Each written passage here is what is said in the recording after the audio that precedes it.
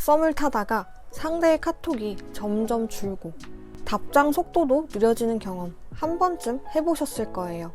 그리고 여기서 심하면 읽씹, 안읽씹까지 이어지기도 하는데요. 나이를 먹고 몇 번의 연애 경험이 생겨도 항상 썸을 타면서 이런 상황은 여전히 어렵고 답답하실 거예요. 썸을 탄다고 무조건 연인 관계로 발전하는 것은 아니기에 상대에게 따지듯이 물을 수도 없고 왜 이렇게 된 건지 그리고 어떻게 해결하면 좋을지 이야기해 보도록 하겠습니다. 먼저 썸을 타면서 처음에는 답이 빠르고 서로 티키타카도 잘 됐는데 점점 상대가 연락하는 텀도 불규칙하고 대화도 더 이상 흥미가 없어 보인다면 이건 세 가지 경우 중에 하나인데요. 첫 번째는 상대보다 내 마음의 속도가 앞섰기 때문인데요. 연락하는 상대는 자신과는 다른 당신의 마음의 크기를 느끼고 부담을 느꼈을 거예요.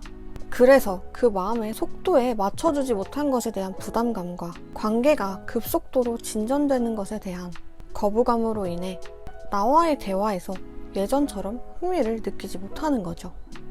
두 번째는 상대 입장에서 썸을 오래 타서 더 이상 썸의 관계에서 진전이 없기 때문에 당신에 대한 우리의 관계에 대해서 흥미가 떨어진 거예요.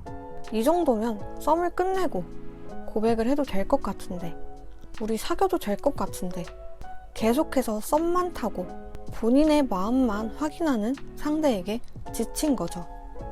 그러다 보면 상대는 그냥 어장이구나, 나 말고도 다른 사람이 있겠구나, 이런 생각에 지쳐버리게 됩니다. 세 번째는 정말 말 그대로 단순 어장인데요. 연애를 자주 안 하시는 분들 중에 썸의 관계로만 오래 여러 사람과 타는 분들이 있습니다. 연애까지 가기에는 딱히 그 사람이 끌리지 않거나 연애를 통해 쏟는 내 에너지가 아깝다고 생각이 들거나 이런 이유들로 서로 긴장감이 도는 썸의 관계로만 지내고 싶은 거죠. 그래서 상대가 고백하지 않도록 적당히 썸만 타던 관계에서 당신이 고백할 것 같은 느낌이 들면 그 관계를 끊어내려고 하는 거예요. 만약 썸을 타던 상대와 대화가 점점 루즈해지고 상대에게 읽씹, 안읽씹까지 당했다면 본인이 어장당했다는 생각만 하지 마시고 혹시 본인에게도 문제가 있었던 건 아닌지 생각해 봐야 합니다. 상대가 내 카톡을 읽씹했다가 2, 3일이나 일주일 뒤에 다시 보낸다면 이것 또한 두 가지 경우가 있는데요.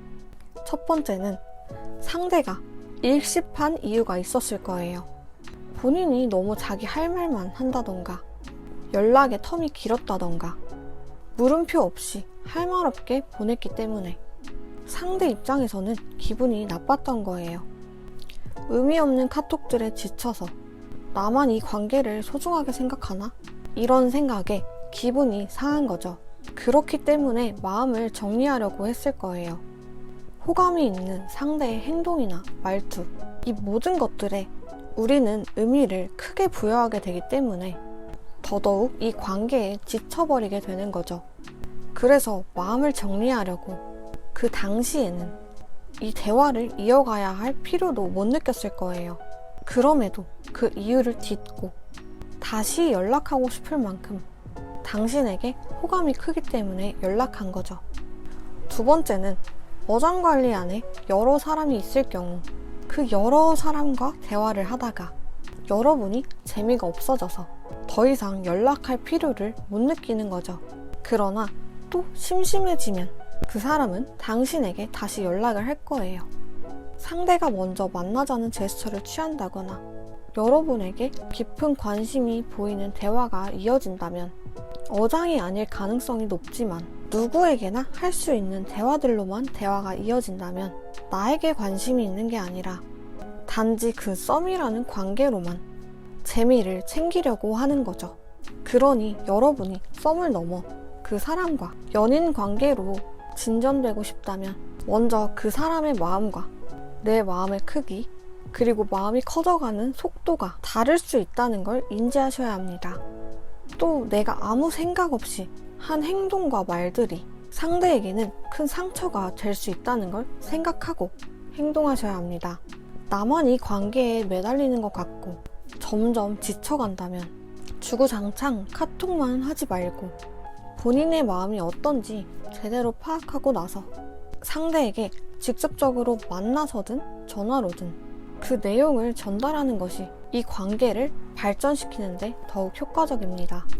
나는 연인 관계로 발전하고 싶은데 상대는 친구로 지내기를 원한다면 서로 눈치 싸움만 할 게 아니라 이 관계를 어느 정도 정립하는 게 필요합니다. 그리고 제가 마지막으로 말씀드리고 싶은 부분은 남자분들이든 여자분들이든 밀당은 하지 않는 게 좋습니다.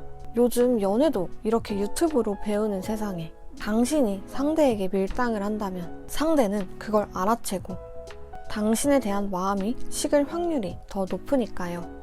좋으면 좋은 대로 상대에게 표현하세요. 밀당을 한답시고 대답만 하고 되묻기가 없다면 혹은 그냥 모든 게 좋아서 나는 너에게 따라갈게 이렇게 소극적으로 반응하고 계시다면 당신 마음과 다르게 상대는 기분이 나빠져 대화를 할 필요성을 못 느끼게 됩니다. 오늘 영상도 도움이 되셨다면 좋아요와 구독 부탁드리고요. 매력적인 본인의 스타일과 이미지를 가꾸고 싶으신 분들이라면 옆에 영상 클릭하셔서 한번 저의 컨설팅 받아보시기를 추천드리겠습니다. 감사합니다.